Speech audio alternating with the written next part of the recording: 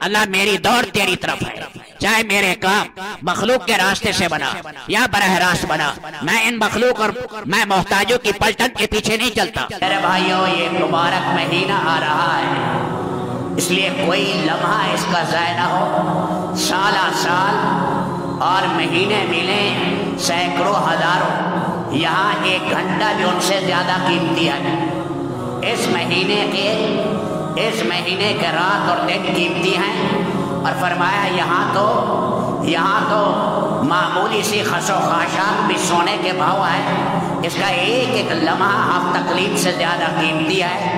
اس لیے عزم کریں کہ پورا مہینہ بڑے شوق کے ساتھ روزے رکھیں گے، روزے کے سارے تقاضے پورے کرنے، گناہ سے بچنا، اور رات کی تراویح ہے یہ شوق سے پڑھنی ہے، اور یہ مہینے میں کوئی وقت ضائع نہیں کرنا۔